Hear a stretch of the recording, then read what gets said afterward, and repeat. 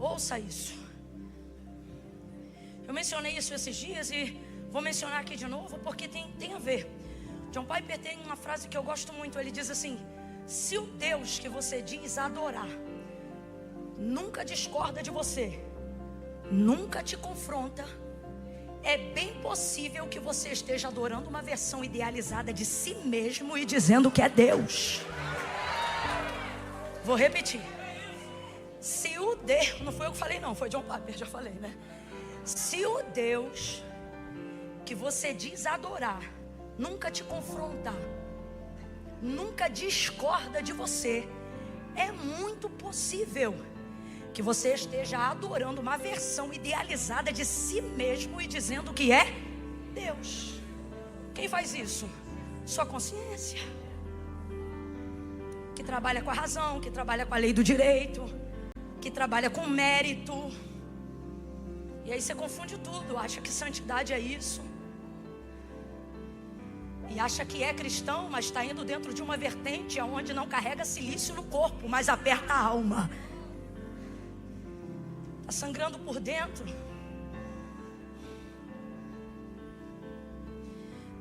O texto é tão claro na maneira como Jesus passa pela porta do nosso coração, né? Como é que é? Quem lembra? Ele chega na porta e faz tchá. Bum. Estou à porta aí. O que abrir? Se vai abrir, é porque tem a chave do lado de? Você tem a chave. Mas a razão, sua santidade deturpada, te impede de abrir a porta por dentro. Depois que eu me consertar, eu abro. Depois que eu me santificar, eu abro. Depois que eu me corrigir, eu abro. Depois que eu compensar todos os pecados, eu abro. Jesus não é o tipo de visita que espera você arrumar a casa para entrar. Escuta, que Deus está falando de verdade isso com a gente hoje aqui. A batida de Jesus na porta de alguém é o tipo de oportunidade que você não pode dizer vem amanhã. E tem gente aqui achando que tem expediente de agenda.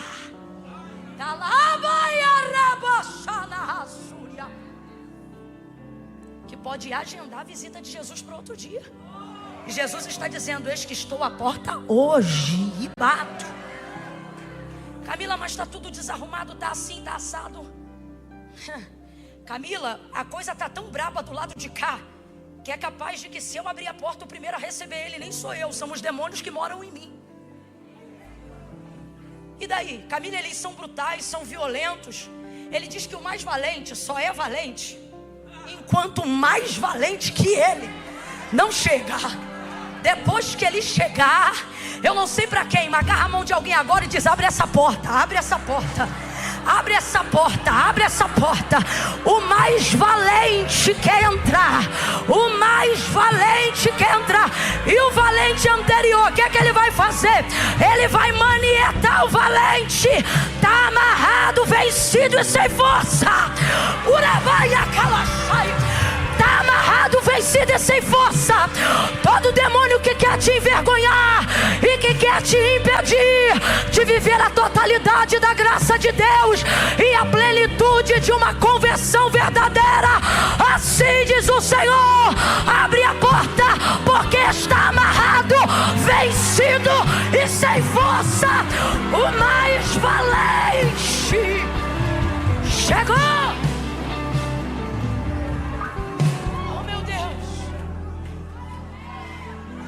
A gente quer o tempo todo se afastar. A gente quer o tempo todo se afastar.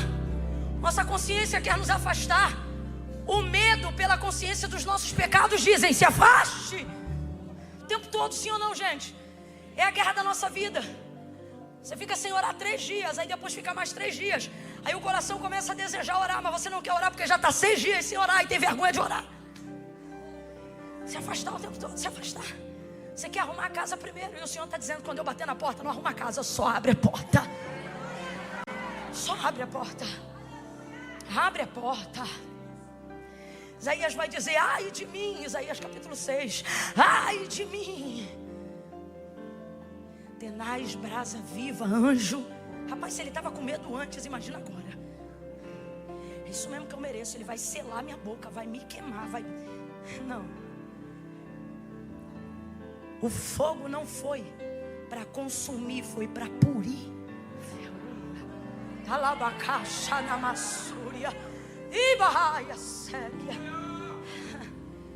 Pureza é poder. Completa aí para eu ter certeza que você está me ouvindo bem. Pureza é? Poder. Pureza é? Poder. E poder, quando não está sendo administrado por você, te assusta. Traz ele uma brasa para purificá-lo. Pureza é? E todas as vezes que o poder é administrado por uma outra pessoa que não você, ele vai te assustar. Só que veja, tal brasa não vem para consumi-lo, vem para purificá-lo. Mas eu imagino o tamanho do medo e do susto que ele não está sentindo. Você já estava gritando ai enquanto via. Imagina agora quando Deus o inclui dentro da visão. É bem mais complexo. Enquanto Daniel contemplava as visões que Deus dava de fora, ele acordava no outro dia de manhã e trabalhava. Quando Deus começou a incluir ele nas visões, ele começa a escrever. E eu fiquei 7 dias acamado. Toda visão que Deus te dá,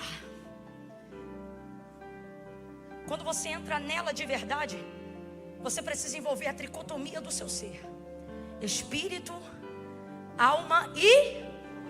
As pessoas acham que as visões de Deus são só para o espírito e para a alma. Se teu corpo ainda não sentiu o impacto da revelação, é porque você ainda não viu a visão toda. A visão toda, meu irmão, ela mexe com o seu físico literalmente. Literalmente. Imagina então agora a situação de Isaías. Agora ele não está observando, ele está incluído dentro do cenário. Mas assim o Senhor fez, e nós estamos falando do maior profeta messiânico, ou de um dos maiores do Antigo Testamento. Que extraordinário, sim ou não? Ele pensou que ia morrer, e na verdade Deus estava levantando seu chamado, sim ou não? Pensou que ia morrer, e na verdade Deus estava inaugurando um tempo novo, extraordinário e inédito na vida dele, sim ou não? Sim ou não? No dia que Jesus foi chamar Pedro, Lucas capítulo de número 5, no dia que Jesus foi chamar Pedro, ele ainda nem sabia que Jesus era o Filho de Deus, mas tão impactado ele estava pela ministração que Jesus ministrou naquela manhã à multidão. Obedeceu a sua palavra, mas acreditava que tratava-se de um rabi, de um mestre, de um senhor. E isso já era o suficiente para ele temer, obedecer. Voltou ao mar, lançou a rede. Quando ele viu o tranco da quantidade de peixes que estava na sua rede, o texto diz que o barco quase foi a pique. É complicadão quando esse tipo de coisa acontece. Quanto mais você se aproxima do chamado, mais abalada é a estrutura. E isso assusta, é a hora que Deus prova a sua fé. Porque presta atenção, o que vale mais financeiramente falando, a rede ou o barco? Está em dúvida? É porque Minas Gerais não tem praia aqui, né? O barco vale mais, gente. Oh. Finge que não aconteceu. O que vale mais? O barco ou a rede? O barco vale muito mais.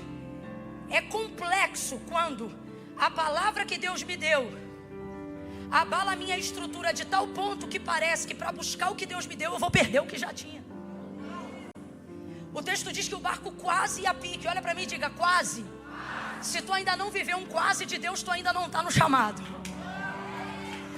O chamado te leva para um lugar de quase, um lugar de romper limites. Sério? Tá me ajudando, é por isso que eu gosto de tu. Um lugar de limites. Olha o que o texto diz, que o barco quase ia a pique. Irmãos, o que isso significa? Talvez um pouco de água entrando, talvez ouvir a madeira estalando. E a rede? Ali na contenção. Tem muita coisa, mas não consegue trazer para a superfície. E esse é o desafio do chamado.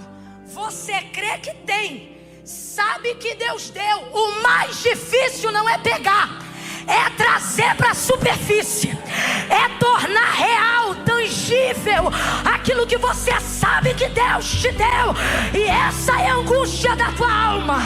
Fica entre a rede e o barco. Preserva a estrutura e perca o que Deus deu, ou pega o que Deus deu e aconteça o que acontecer. Só que você tem que entender que debaixo de uma palavra, estrutura não naufraga. É quase.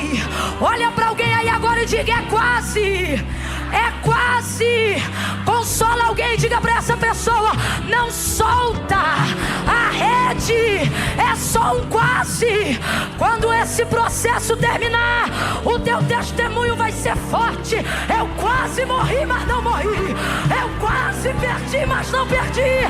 Eu quase desisti, mas eu não desisti. Ele sustenta. Completa aí pra mim, por favor. Ele. Eu fico imaginando um abalo psicológico. Vamos falar pra gente que já é crente, e melhor ainda, pra gente que já tem uma noção do chamado. É aquela hora que você diz assim: se eu tô debaixo de uma palavra de Deus, por que tá tudo abalado? É aquela hora que você não...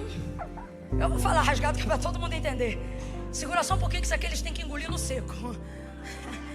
É aquela hora que você pensa: rapaz, se é de Deus a direção que eu tomei para minha vida, por que eu estou quase perdendo o barco, a rede e o juízo? Por que ninguém vê o que eu vejo? Por que ninguém concorda? Rapaz, por que a situação ficou dessa maneira? Só que escuta, o texto diz em Lucas 5 que quando Jesus chega, ele vê 2 barcos. Quantos barcos? Jesus nunca trabalha fora da visão.